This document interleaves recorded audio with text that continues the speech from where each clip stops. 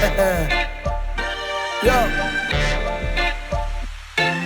सुन रहे जिक्रे तो हैगे मेरे छोरी देखते कमें के मैं खैर सू जिक्रे तो हैगे मेरे बैरिया के खातर मैं जहर सू जिक्रे तो हैगे मेरे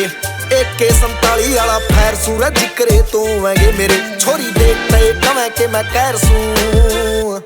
मैं आज काल कुछ ज्यादा इस चर्चा में आ रहा लोग जले से मैं साले यहाँ पे देखा नहीं जा रहा धंधे करूँ 2 नंबरी मैं होकर बेफिक्र क्योंकि शहर वाली पुलिस हाथ सू मिला रहा हमने देख छोरियां के दिल हाले से मने चावे से फसाना जबे डोरे डाले से मेरे डॉलर ते बैंका के खाते ठुके पड़े मेरे यारा के मरीका में ट्राले चाले से अरे जगह जगह दिख रहा से होता मेरे नाम का यो एंटिया का हो रहा दुख मोटा मेरे नाम का बुटरा ते बाहर तक मार रखा मैं हरियाणे के मां बेठार गामड़ी सु गाम का सुने खागड़ जी सासू को ना दबदा किसे ते घना टेढ़ा सु मैं बंदा को ना काबू आनिया जो मेरे सामने आके तरह मखा चौधरे मैं पैर उन साला की ठुआ का टांग थूक लानिया मैं तन फुकड़ का मूड सदा ओन रखू सू ना तेरे की जो गाड़ियां पे लोन रखू सू या जो अकड़ तू देखे खानदानी से मेरे मैं बड़े गुंडा ना करा के जबे मोन रखू सू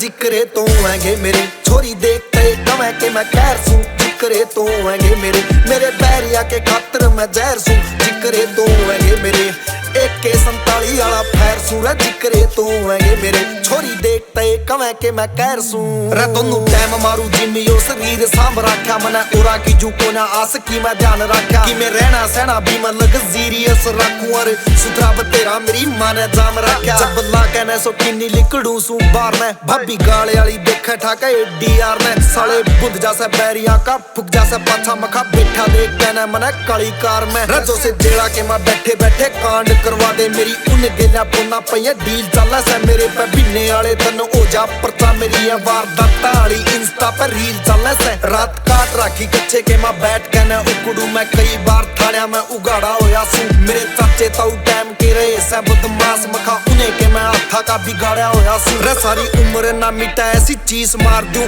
काम रुक जावे बन दे जा छीक मार दूं मखा खानदान का यो आगे नाम नहीं चला ऐसा दुश्मन के घर का मैं बीज मार दूं